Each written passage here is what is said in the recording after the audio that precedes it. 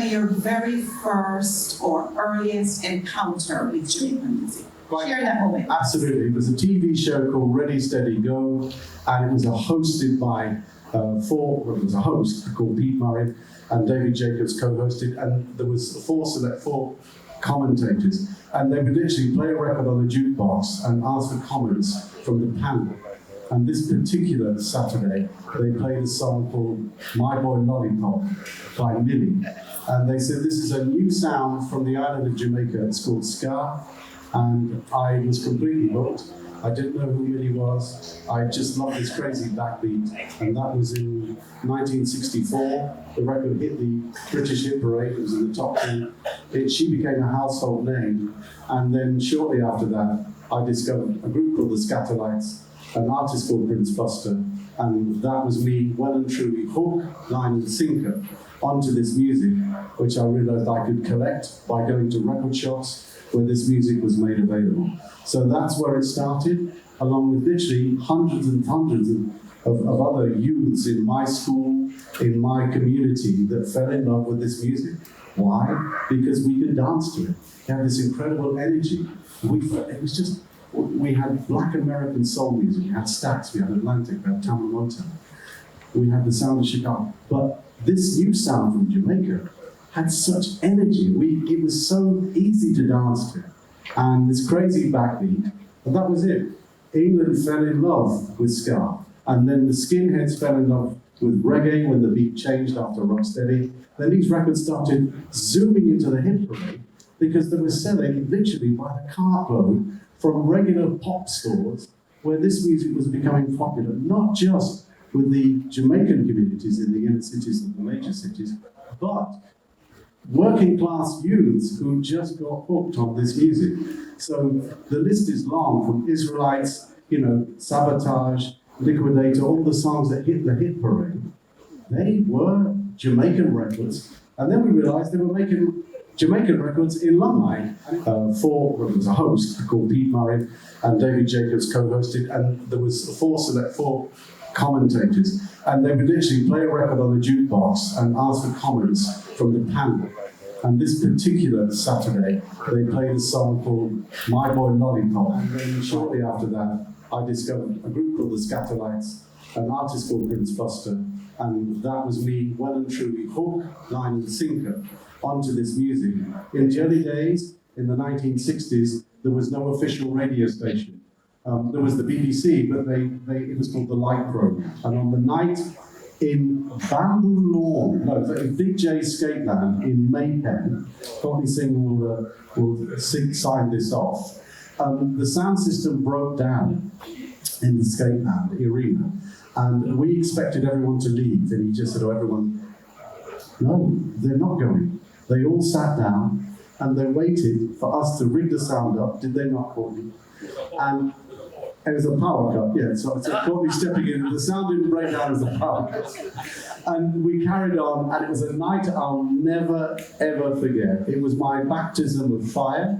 And as we were walking to the venue, we saw literally hundreds and hundreds of people. I said, where are they all going? They said, they're coming to see you getting beaten up by us. Well, he didn't actually say that. He actually said they're coming for the clash. But of course, none of this would have happened without Barry G, the Boogeyman. That's right. Allow me to do my impression of one of Barry G's radio DJ voices. Barry G, truly 21st century, pace setter on JBC Radio 1. How did that sound? That was one of his jingles. And Dennis All is Dennis All, the latest news. Beg your pardon. And I worked with these, Mikey White, and I worked with these presenters, and I worked at this radio station called JBC Radio 1.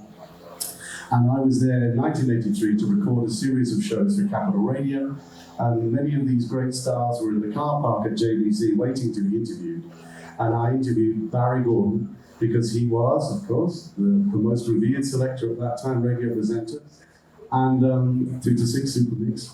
And when I finished the interview with him talking about the fact that, the hot records in Jamaica, he said, allow me to reciprocate, please come on my show on Saturday night.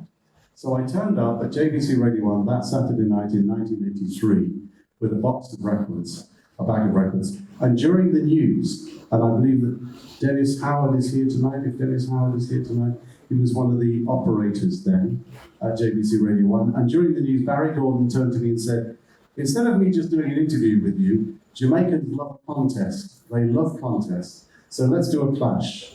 A clash with Barry G, the boogeyman. I said, thanks for the warning, Barry.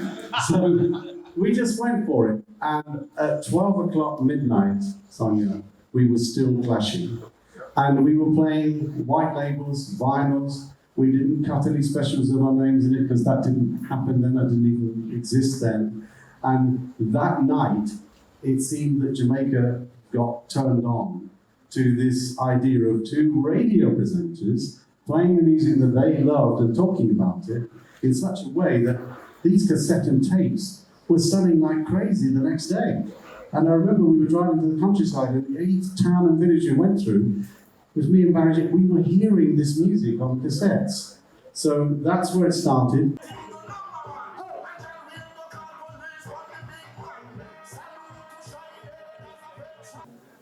Remember, you are not irreplaceable. Always remember, there is somebody waiting in the wings who wants to be where you are. So never forget that you need to be as good as you are today. You have to be equally as impressive tomorrow. Don't sound bored on the radio. Don't sound tired. No one wants to know that. They just want you to be a companion. The other thing I wanted to mention was the horror of payola. Payola exists around the world and always has done and always will do.